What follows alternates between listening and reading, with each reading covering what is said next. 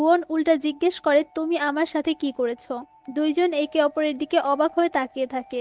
তখন দহি বেহুশ হয়ে যায়। এরপর একটা ফ্ল্যাশব্যাক দেখানো হয়। পানিতে তারা দুইজন পড়ে যাওয়ার পর যখন দহি গুয়নের হাত ধরেছিল, তখন গুয়নের হাতের হলিক্রসটা দহির হাতে চলে আসে। আর তখন দহি বেহুশ হয়ে যায়। আর গুয়নের হুঁশ চলে আসে। আর তখন গুয়নই দহিকে পানি থেকে বের করে। এরপর সিন চেঞ্জ হয় আর আমরা দহিকে দেখি। আর সে ভয় পেয়ে ওঠে। মিস শিনকে বলে, আমি একটা খারাপ স্বপ্ন দেখেছি। এর জন্য আমার মাথা অনেক ব্যথা করছে। তখন গুয়ন তার মাথায় হাত দেয় আর গুয়নকে দেখে দহি শক হয়ে যায়। গুয়ন তো অনেক ভালোভাবে তার কেয়ার করছিল। বলে, আমি তোমার জন্য অনেক টেনশন করছিলাম, ভালো হয়েছে তোমার হুঁশ ফিরে এসেছে। দহি ভাবছিল সে এখনো এগুলো স্বপ্ন দেখছে। তখন গুয়ন বলে, আমি কোনো স্বপ্ন না, আমি সত্যি তোমার সাথেই আছি। মিস শিন বলে, গুয়ন আমাকে আপনার ব্যাপারে জানিয়েছে, এরপর আমি এখানে এসেছি। দহি নিজেকে হসপিটালে দেখে, অবাক হয়ে জিজ্ঞেস করে, আমি কখন থেকে বেহুশ হয়ে পড়ে আছি? মিস শিন বলে, প্রায় 5 ঘন্টা হয়ে গিয়েছে। গুয়ন তাকে জিজ্ঞেস করে, কি হয়েছে তোমার, তুমি ঠিক আছো তো? তোমার হাত পা মুভ করতে কোনো সমস্যা হচ্ছে না তো? গুয়নের এত কেয়ার দেখে দহি বলে, তুমি আজব বিহেভ কেন করছো? কিন্তু গুয়ন তো তার কেয়ার করায় বিজি ছিল। বলে, ডক্টর তোমাকে রেস্ট করতে বলেছে, তুমি এখন আরাম করো। মিস শিন এইসব দেখে ডক্টরকে ডাকার বাহানায় বাইরে চলে যায়। এরপর দহি জিজ্ঞেস করে, আসলে এগুলো কি হচ্ছে? গুয়ন রেগে রুমাল মাটিতে ফেলে দেয় আর বলে, আমিও তো ওইটাই ভাবছি যে কি হচ্ছে এগুলো। দহি বলে, তুমি এত জেন্টেল কিভাবে হয়ে গেলে, তাও আবার আমার সাথে? গুয়ন বলে, কেন, তুমি তো বলেছিলে নেক্সট টাইম যখন আমাদের দেখা হবে পোলাইটলি বিহেভ করতে। দহি বলে, এতটাও পোলাইট হওয়ার দরকার ছিল না, এখন তো মিস শিন ভাববে আমরা ডেট করছি। আর জিজ্ঞেস করে, সেই লোকের কি হয়েছে যে আমাদের মারার ট্রাই করেছিল? গুয়ন বলে, আমি পুলিশকে সব ইনফরমেশন দিয়ে দিয়েছি, পুলিশ বলেছে তারা তাড়াতাড়ি তাকে ধরে ফেলবে। তখন সে দহির হাতের হলিক্রসটার দিকে তাকিয়ে থাকে আর বলে, তুমি ঠিক আছো তো? দহি বলে, আমার বডিতে শুধু একটু পেইন হচ্ছে, তোমার কি অবস্থা? গুয়ন বলে, আমি একদমই ভালো না, এর জন্যই তো ওয়েট করছি তুমি কখন উঠবে। তখন দহি তার হাতের দিকে দেখে, বলে, এই ট্যাটু আমার হাতে কিভাবে আসলো, কেমন দেখাচ্ছে? এইটা বলে সে হোলি ক্রসটা মুছে মুছে ফেলার ট্রাই করতে থাকে। তখন গুয়ন তার হাত থামানোর চেষ্টা করে। তখন দহির কাল রাতে সব কথা মনে পড়ে যায়। আর গুয়নকে বলে, কাল রাতে হয়তো আমি একটু বেশি ড্রিঙ্কস করে ফেলেছিলাম। আর সে গুয়নকে জিজ্ঞেস করে, তুমি তো আমার সাথে ছিলে, আমার সাথে কি হয়েছিল? আর এই ট্যাটু আমার হাতে কিভাবে আসলো? আমি এই ট্যাটু রিমুভ করতে যাচ্ছি, কিন্তু গুয়ন তার সামনে যে বলে, তুমি যেতে পারবে না। দহি তাকে ধমক দিতে থাকে, বলে, আমার সামনে থেকে সরে যাও। গুয়ন বলে, আমি তোমাকে যেতে দিব না। আর আমার ট্যাটু নষ্ট করার কথা তুমি মাথায় এনো না। দহি বলে, এইটা আমার হাত। গুয়ন বলে, কিন্তু এইটা আমার ট্যাটু, না জানি কিভাবে তোমার হাতে চলে গিয়েছে। দহি বলে, তোমার কি মাথা খারাপ নাকি, আমার হাত ছাড়ো। গুয়ন বলে, আমি ছাড়বো না, না জানি তুমি আমার ট্যাটুর সাথে কি করবে। দহি বলে, এটা লাস্ট ওয়ার্নিং। এরপর সে 3 পর্যন্ত কাউন্ট করে আর গুয়নকে থাপ্পড় মারতে যায়, কিন্তু গুয়ন তার পাওয়ার দিয়ে দহির হাত থামিয়ে ফেলে। আর দহি তার হাত নাড়াতে পারছে না। সে শক হয়ে যায় আর তার হাত নাড়ানোর চেষ্টা করছিল। গুয়ন দেখে দহির হাতের হোলি ক্রসটা গ্লো করছে। এরপর গুয়ন দহির হাত ছেড়ে দেয়। আর দহি যে জোর লাগে তার হাত নাড়ানোর চেষ্টা করছিল, তখন তার জোরদার থাপ্পড় এসে পড়ে গুয়নের গালে। আর গুয়ন তো দূরে যেয়ে পড়ে। দহি বলে, আমি এত জোরে থাপ্পড় মারতে চাইনি, আমি তো আমার হাত নাড়ানোর চেষ্টা করছিলাম। গুয়ন রেগে বলে, তোমার সাহস কি করে হয়েছে আমার ট্যাটু চুরি করার? দহি বলে, আমি কখন চুরি করলাম? গুয়ন বলে, ভালো হতো আমি তোমাকে সেখানে মরার জন্য যদি ছেড়ে দিতাম। দহি বলে, আমি তোমাকে কাল পানিতে ডুবে যাওয়া থেকে বাঁচিয়েছিলাম। গুয়ন বলে, আমি তোমাকে বাঁচিয়েছিলাম। তখন মিশিন ডক্টর নিয়ে সেখানে চলে আসে। তখন ডক্টর দহির চোখ চেক করে বলে, সে এখন একদম ঠিক আছে। দহি গুয়নকেও এখান থেকে চলে যেতে বলে, কিন্তু গুয়ন যায় না। কিছুক্ষণের মধ্যেই সেখানে দুইজন পুলিশ চলে আসে আর তাদের দুইজনকে একসাথে দেখে পুলিশ বলে, শুনেছি আপনারা একসাথেই ছিলেন আর আপনাদের দেখা একটা ডেটের মধ্যে দিয়ে হয়েছিল, এরপর কি আপনারা বিয়ে করার প্ল্যান করেছেন? এটা শুনে তারা দুইজন বলেন, না। গুয়ন বলে, আমি পুরো জীবন শান্তিতে সিঙ্গেল থাকতে চাই। দহি বলে, আমার বিয়ে করার মধ্যে কোনো ইন্টারেস্ট নাই। তখন গুয়নের মোবাইলে একটা কন্ট্রাক্টের মেসেজ আসে, মানে আজকে কারো কন্ট্রাক্টের টাইম শেষ হয়ে গিয়েছে, মানে এখন গুয়নকে তার সোল কালেক্ট করতে যেতে হবে। এজন্য সে দহিকে নিজের খেয়াল রাখতে বলে, স্পেশালি তার হাতের। আর সেখান থেকে চলে যায়। এরপর মিশিন দহির অ্যাক্সিডেন্টের খবর বাইরে পাবলিক হওয়া থেকে অফ করে। পুলিশকে রিকোয়েস্ট করে তার নাম যেন কোথাও না বলা হয় আর এই অ্যাক্সিডেন্টের খবর যেন ম্যাডাম জো না জানে। অন্যদিকে গুয়ন তার অফিসে এসে দেখে পার্ক তার চেয়ারে বসে ডেমন্সদের বই পড়ছে। গুয়নকে দেখে সে বই লুকাতে লাগে, কিন্তু গুয়ন তাকে তার বই দিতে বলে, কিন্তু পার্ক তার বই পড়তেই থাকে। আর একটা জায়গায় পরে ডেমন্স যদি ডিল না করে বা ডিলের টাইম শেষ হওয়ার পর সেই লোকের সোল কালেক্ট করতে না পারে, তাহলে সেই ডিমন্সকে আগুনে ফেলে দেওয়া হবে। মানে ইমোরাল ডিমন্সকে সারা জীবনের জন্য আগুনে ফেলে দেওয়া হয়। তখন গুয়ন তার হাত থেকে বই নিয়ে তাকে বকা দিতে লাগে। পার্ক বলে, এত বছর ধরে আমরা একসাথেই আছি, একটা ফ্যামিলির মতো, তো আমি এই বই কেন পড়তে পারবো না? গুয়ন বলে, তুমি এটা পেয়েছো কোথায়? আমি তো এটা ভালো মতো লুকিয়ে রেখেছিলাম। পার্ক বলে, আমি তো সবকিছু পরিষ্কার করছিলাম, তখন পেয়ে গিয়েছি। তাছাড়া এই বইয়ে কি আছে? গুয়ন বলে, এই বই ডেমন্সদের ব্যাপারে লেখা রয়েছে। আর বলে, যাই হোক না কেন এই বই থেকে দূরেই থাকো, এটা অনেক ইম্পর্টেন্ট একটা বই। এরপর সে বইকে গুয়ন লকারে রেখে দেয়। পার্ক বলে, সত্যি কি আপনি যদি কোনো ডিল না করতে পারেন তাহলে আপনাকে আগুনে ফেলে দেওয়া হবে? গুয়ন বলে, হ্যাঁ এটাই সত্যি। পার্ক বলে, আপনাকে নতুন ডিল কতদিনের মধ্যে করতে হয়, উইকলি নাকি মান্থলি? গুয়ন বলে, জানি না আমি এইসব, এর জন্যই তো আমি এত রেগে আছি। যাই হোক, এইসব বাদ দাও। আর দহির বিজনেস কার্ড দিয়ে বলে, ওর ব্যাপারে সব ইনফরমেশন বের করো, ওর ফ্যামিলি, ব্লাড গ্রুপ, রিলেশনশিপ, সবকিছুর ব্যাপারে বের করো। পার্ক বলে, এই মেয়ে কে, আপনাকে ওর ব্যাপারে কেন জানতে হবে? এটা শুনে গুয়ন তার দিকে রেগে তাকায়। আর পার্ক বলে, এটা কি আপনার সেই ব্লাইন্ড ডেটের মেয়ে যার জন্য আপনার কেক খাওয়া মিস হয়ে গিয়েছে? গুয়ন বলে, এই মেয়ে একটা চোর। পার্ক বলে, ও কি আপনার মন চুরি করে নিয়েছে?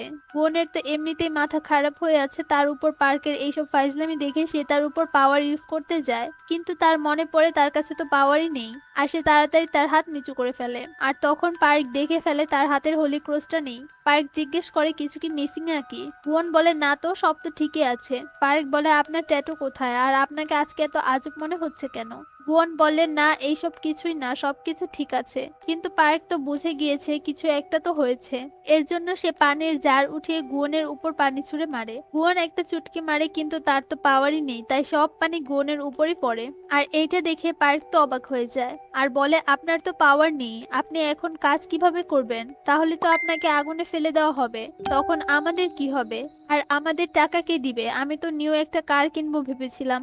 এইসব শুনে গুয়ন বলে, তুমি তোমার কারের কথা ভাবছো? তোমার তো আমার পাওয়ারের জন্য কান্না করা উচিত। পার্ক বলে, সত্যি কি আপনার পাওয়ার একবারের জন্য চলে গিয়েছে?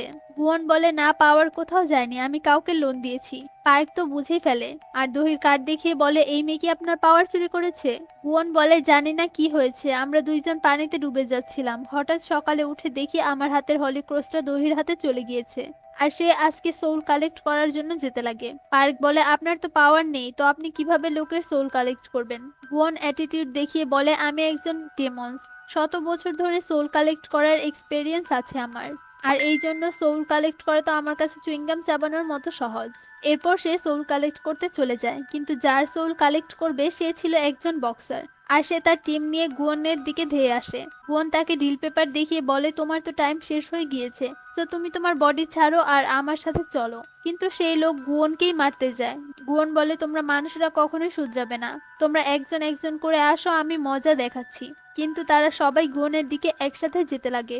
গুয়ন ভয় পেয়ে পিছিয়ে যেতে লাগে আর বলে, বলেছি না একজন একজন করে আসো। কিন্তু তারা তো সবাই গুয়নকে মারতে যাচ্ছিল। তখন গুয়ন বলে, বুঝেছি, এখন তোমাদের সবাইকে মজা বুঝাতে হবে। আর সে তার কোটের ভিতরে হাত দেয়, যা দেখে সবাই একটু ভয় পেয়ে যায়। এরপর গুয়ন তার হাত বের করে আর সবাইকে মিডল ফিঙ্গার দেখিয়ে জানালা দিয়ে লাফ মারে। আর নিচে থেকে বলে, কিছু সময় ওয়েট কর, তোকে মজা বোঝানোর জন্য আমি আবার আসবো। এটা বলে সে তাদেরকে মিডল ফিঙ্গার দেখাতে লাগে। তো উপর থেকেও বক্সারও তাকে মিডল ফিঙ্গার দেখাতে লাগে। আর গুয়ন রেগে সেখান থেকে চলে যায়। অন্যদিকে দহিকে দেখি যে হসপিটাল থেকে ডিসচার্জ নিয়ে চলে আসে। আর মিশিনকে বলে, ওই দিন সে রেস্টুরেন্টে একা বসে খাবার খাচ্ছিল, আর যখন সেই গুন্ডা আমাকে মারতে আসে তখন সে হঠাৎ করে আমার সামনে চলে আসে। এগুলো তো কোনো কোইন্সিডেন্স হতে পারে না, নাকি তার বানানো প্ল্যান এগুলা? মিশিন বলে, কিসের প্ল্যান হবে? দহি বলে, সে আমার সাথে কিছু ডিল করতে চেয়েছিল আর বলেছে আমি ডিল করলে সে আমাকে বাঁচাবে। আমার তো মনে হয় তার অন্য কোনো উদ্দেশ্য রয়েছে। এরপর মিস শিন বলে, ম্যাডাম জুয়ের মেয়ে সোয়ান যে চিলিং জুসের ব্যাপারে ব্যাড ইনফরমেশন দিয়েছিল তার জন্য কোম্পানির শেয়ার 10% ডাউন হয়ে গিয়েছে। এর জন্য দহি মিস শিনকে বলে শিডিউল চেক করে টাইম বের করতে সোয়ানের সাথে মিট করবে। আর সে এখন ম্যাডাম জুয়ের সাথে দেখা করতে যাচ্ছে। এরপর আমরা সেই কিলারকে দেখি যে দহিকে মারার ট্রাই করেছিল আর দহিকে যে ইনফরমেশন দিতে চেয়েছিল তাকেও মেরে ফেলেছে। আর তার রুমে অনেকগুলো মাস্ক ছিল আর বোর্ডে অনেক মেয়ের ছবি টাঙানো ছিল। আর এদের মধ্যে এখন তার টার্গেট হচ্ছে দহি। সে দহিকে কেন মারতে চায় আর দহিকে বেহুশ করার সময় সে কেন বলেছিল যে তোমার মৃত্যুর জন্য ম্যাডাম জয় দায়ী, সেটা আমরা সামনেই জানতে পারবো। তখন দরজায় কেউ নক করে, আর উনি হচ্ছে এই বাসার মালিক। কিছু মানুষ এখানে অ্যাক্টিং প্র্যাকটিস করার জন্য ওনার বাসা ভাড়া নিয়েছিল। হয়তো এই কিলারই তাদের মেরে দিয়েছে, আর তাদের মধ্যে একজনের আইডেন্টিটি নিয়ে এখানে থাকছে। অনেকদিন হয়ে গিয়েছে বাড়ির মালিকের সাথে তাদের ডিরেক্টরের কথা হয় না, তাই সে তাদের ডিরেক্টরের সাথে একবার দেখা করতে চায়। কারণ সে আগে বাসায় যেয়ে টাকা দিয়ে আসতো, এখন অনলাইনেই পে করে দিচ্ছে, তাই সে একবার তাকে দেখতে চায়। তো কিলার বাহানা বানিয়ে বলে ডিরেক্টর এখন এখানে নেই, উনি বিজনেস ট্রিপের জন্য বাইরে গিয়েছে। বাড়ির মালিক জিজ্ঞেস করে তুমি হয়তো ওদের গ্রুপে নতুন, কারণ তোমাকে তো আগে কখনো দেখিনি। কিলার বলে হ্যাঁ, আমি কিছুদিন আগেই জয়েন করেছি। কিলার বেশি কথা বলতে চাইছিল না, কিন্তু বাড়ির মালিক তো তাকে এটা ওইটা জিজ্ঞেসই করতে থাকে, যার জন্য কিলারের রাগ উঠে যায়। তখন বাড়ির মালিক কিলারের হাতে ব্লাড দেখে জিজ্ঞেস করে তোমার হাতে এগুলো কি লেগে আছে, ব্লাডের মতো? কিলার বলে হ্যাঁ, শুটিং এর জন্য প্র্যাকটিস করছিলাম। বাড়ির মালিক বলে একদম রিয়েল মনে হচ্ছে, কেউ দেখে বলবে তুমি হয়তো কাউকে মেরে ফেলেছো। এইসব শুনে কিলারের তো মাথা খারাপ হয়ে যায়। বাড়ির মালিক বলে যদি ডিরেক্টর চলে তুমি হয়তো কাউকে মেরে ফেলেছো। এইসব শুনে কিলারের তো মাথা খারাপ হয়ে যায়। বাড়ির মালিক বলে যদি ডিরেক্টর চলে আসে তাহলে একবার আমার সাথে দেখা করতে বলে দিও। বাড়ির মালিক যেহেতু কিলারের রিয়েল ফেস দেখে নিয়েছে, তাই সে কোনো রিস্ক নিতে চায় না। সে মালিককে বাড়ির সিলিং লিকেজ হয়ে গিয়েছে বলে ভিতরে ঢুকায়, আর সে তাকে মেরে ফেলে।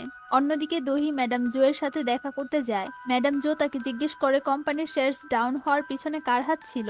দহি বলে আমি সবকিছু ঠিক করে নিব, আর মেশিন খোঁজ করছে কে এর পিছনে দায়ী। এরপর দহি ম্যাডাম জোকে নিয়ে বাসায় চলে আসে। ম্যাডাম জো গাছে পানি দিচ্ছিল। দহি কিলারের কথা মনে করে জিজ্ঞেস করে আপনি কি আমার থেকে কখনো কিছু লুকিয়েছেন? ম্যাডাম জো বলে না তো। দহি আরো একবার জিজ্ঞেস করে আপনি কি আমার থেকে কখনোই কোনো কিছু লুকাননি? আর আমরা দেখি ম্যাডাম জোয়ের এক্সপ্রেশন চেঞ্জ হয়ে যায়, কিন্তু সে দহিকে বলে না, আমি কখনোই কিছু লুকাইনি। দহি বলে ঠিক আছে, আপনি বলে দিয়েছেন তো আমি বিশ্বাসও করে নিলাম। একমাত্র আপনিই তো যাকে আমি চোখ বন্ধ করে বিশ্বাস করতে পারি। তখন সেখানে জোসিওক চলে আসে, আর তাদের কোম্পানির ইয়াররিং সেলসের রিপোর্ট দেখায়। ম্যাডাম জো একবার চেক করে ফাইলটাকে দিয়ে দেয়। জোসিওক বলে আন্টি, কখনো তো আপনি আমার তারিফও করতে পারেন। ম্যাডাম জো বলে এখানে তারিফ করার মতো কি আছে, এটা তো তোমার কাজ, যেটা তোমাকে করতেই হবে। দহি বলে ঠিক আছে, আমিও কাজে যাচ্ছি। জোসিওক বলে দাঁড়াও, আমিও তোমার সাথে চলে যাই। ম্যাডাম জো তাদের একসাথে দেখে বলে তোমরা দুইজন অনেক বেশি হার্ডওয়ার্কিং, তাই তোমাদেরকে একসাথে অনেক ভালো মানাবে। তাই তোমরা দুইজন বিয়ে করে নাও আর একসাথে বিজনেস সামলাও। দহি বলে আপনি আবার শুরু করে দিয়েছেন। ম্যাডাম জো বলে তো এখানে সমস্যা কি, তোমরা দুইজন তো আর ব্লাড রিলেটিভস না। জোসিওক বলে আন্টি, আপনিও মজা করছেন। দহি বলে তুমি ওনার কথায় কান দিও না, উনি আমার বিয়ে দেওয়ার জন্য মরে যাচ্ছে। ম্যাডাম জো বলে যখন সত্যি মরে যাব তখন তো তুমিই কান্না করবে, দেখে নিও। দহি বলে গড আপনাকে এত তাড়াতাড়ি নিবে না। এরপর তারা দুইজন সেখান থেকে বের হয়ে যায়।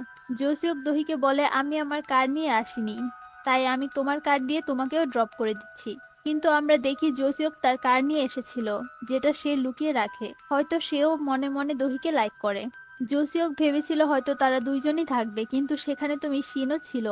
মিস শিন বলে মিস্টার গুয়ন আপনার লাইফ বাঁচিয়েছে, তাই ওনাকে থ্যাঙ্কস বলা উচিত। দহি বলে হ্যাঁ, আবার দেখা হলে কিছু টাকা দিয়ে দিব। জোসিওক বলে এই গুয়নটা আবার কে? দহি বলে যার সাথে আমি ব্লাইন্ড ডেটে গিয়েছিলাম। এইটা শুনে জোসিওক হঠাৎ করে কার ব্রেক করে। দহি তো ঠিক ছিল, কিন্তু মিস শিনের নাক দিয়ে ব্লাড বের হয়ে যায়। তাই মিস শিন জোসিওককে পিছনে পাঠিয়ে দেয়, আর সে ড্রাইভিং করে। দহি জোসিওককে জিজ্ঞেস করে কি হয়েছে তোমার, আমার ব্লাইন্ড ডেটের কথা শুনে তুমি হঠাৎ ব্রেক কেন করেছো? জোসিওক বলে আসলে তুমি তো কখনো ডেট বা বিয়ে পছন্দ করো না, আর তুমি তো এখনো ইয়াং, তো তুমি ব্লাইন্ড ডেটে কেন গিয়েছো? দহি বলে ব্লাইন্ড ডেটে যাওয়ার আর কি রিজন হতে পারে? জোসিওক বলে তার মানে তুমি সত্যি বিয়ে করছো? দহি বলে না ম্যাডাম জো আমাকে পাঠিয়েছিল, আমার তো এখন বিয়ে করার কোনো শখ নেই।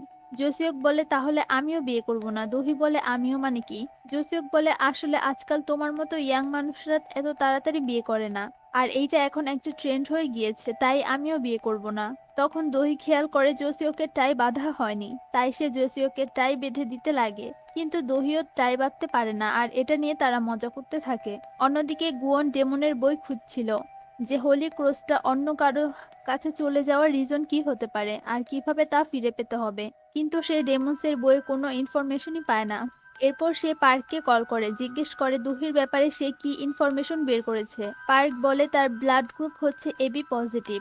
এখন সে মিরাই গ্রুপের সিইও। ইন্ডাস্ট্রির সবাই তাকে মিরাই প্রিন্সেস বলে, কিন্তু কোম্পানির ওয়ার্কার্সরা সবাই তাকে ডেভিল বলে, কারণ সে অনেক বেশি স্ট্রিক্ট।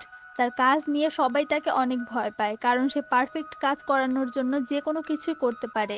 দহি ম্যাডাম জুয়ের ফ্যামিলি থেকে বিলং করে না। তার বাবা ছিল একজন ইঞ্জিনিয়ার, আর তার মার একটা হেয়ার সেলুন ছিল। 17 বছর আগে গাড়ি অ্যাক্সিডেন্টে তাদের ডেথ হয়ে যায়। এরপর মিরাই গ্রুপের চেয়ারওম্যান ম্যাডাম জো তাকে অ্যাডপ্ট করেছিল, কারণ দহির বাবা আর ম্যাডাম জো মিলেই মিরাই গ্রুপের প্রথম কোম্পানি মিরাই ইলেকট্রনিক্সকে এস্টাবলিশ করেছিল। দহি ছোট থেকেই অনেক বেশি ট্যালেন্টেড ছিল আর অনেক বেশি হার্ডওয়ার্কিংও ছিল। আর সে পড়ালেখায় সব সময় টপেই ছিল। আর সে কলেজে থাকতে একটা ডেজার্ট কোম্পানি বানিয়েছিল, আর 7 বছরে কোরিয়ার one of the best food and beverage company হয়ে গিয়েছে। অন্যদিকে দহি অফিসে চলে যায়, আর দহিকে দেখে সবাই কাজে লেগে পড়ে। চিলিং জুসের আর্টিকেলের জন্য তার কোম্পানির নাম খারাপ হয় আর শেয়ারস ডাউন হয় তা ঠিক করার জন্য সবাই অনেক কিছুই করে। দহি মিস শিনকে বলে, আপনি শুধু সোয়ানের খবর বের করেন, এরপর আমি সবকিছু ঠিক করে নিব। মিস শিন দহিকে সোয়ানের খবর দিয়ে দেয়। তখন দহি সেখান থেকে উঠে যায়। মিস শিনও তার সাথে যেতে চায়, কারণ সে দহিকে একা ছাড়তে চায় না। দহি বলে, আমার এই কাজ আমাকে একাই করতে হবে, এজন্য আপনি টেনশন করেন না, আমি সবকিছু সামলে নিব। অন্যদিকে গুয়ন পার্ককে বলে এখন তার কোনো রিলেশনশিপ নেই, কারণ আগের রিলেশনশিপ তার বেশি দিন টেকেনি, কারণ সে শুধু কাজ নিয়েই পড়ে থাকতো। এইটুকুই খোঁজ করতে পেরেছি। গুয়ন বলে, এখন আমাকে সেইটাই করতে হবে যেইটাই আমি বেস্ট। পার্ক বলে, কি করতে চাচ্ছেন? গুয়ন বলে, মানুষকে আমার জালে ফাঁসানো। অন্য সিনে সোয়ানকে দেখি যে নিউ ড্রেস কেনার জন্য একটা শপে গিয়েছিল। সে ম্যানেজারকে বলে দহির কোম্পানির শেয়ারস 10% ডাউন হয়ে গিয়েছে, তো কত টাকা লস হয়েছে। ম্যানেজার বলে প্রায় 216 মিলিয়ন কোরিয়ান মানি।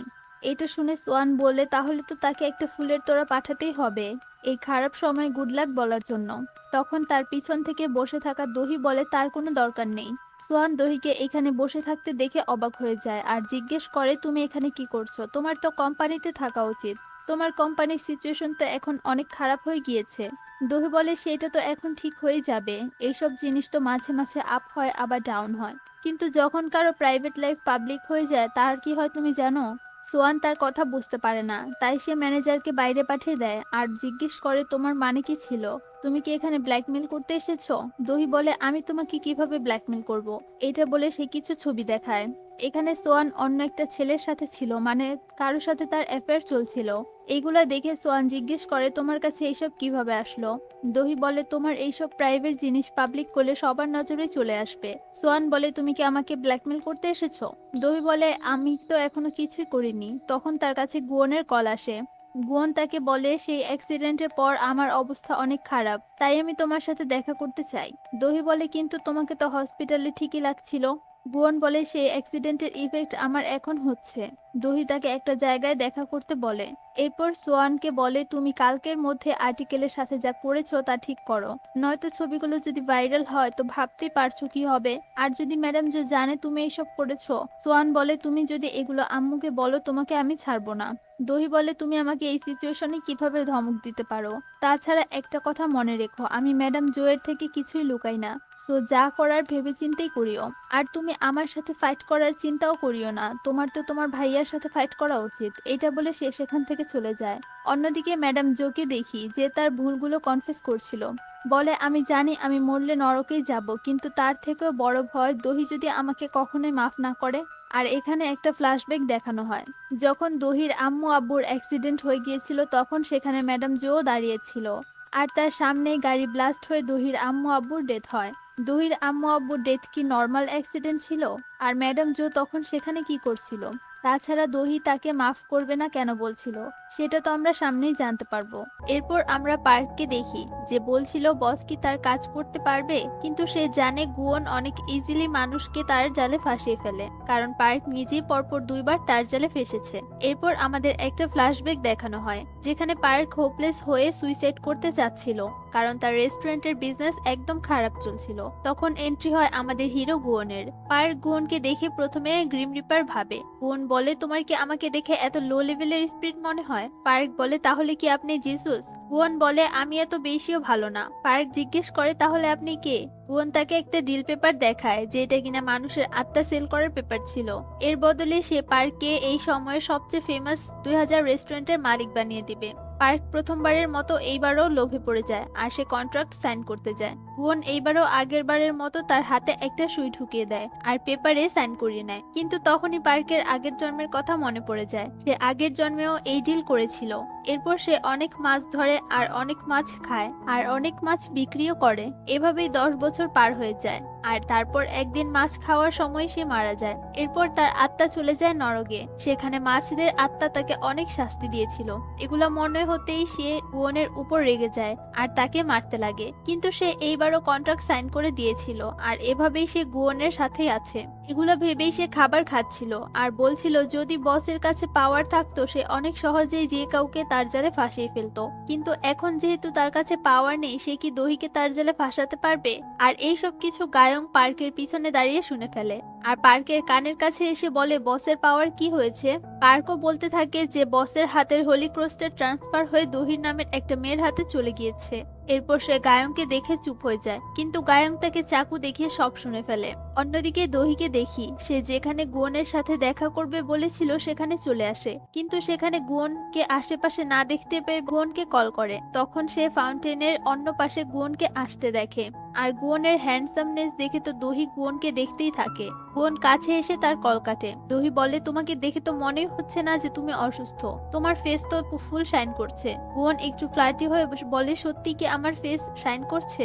দহি বলে এইসব বাদ দাও, আগেরবার মিসআন্ডারস্ট্যান্ডিং এর জন্য আমি তোমার টাইম নষ্ট করেছিলাম আর খাবারও খেয়েছিলাম, তাই এই টাকাগুলো নাও অ্যাজ আ কম্পেনসেশন। গুয়ন বলে আমার টাকার কোনো দরকার নেই, আমার কাছেও তোমার মতোই টাকা আছে।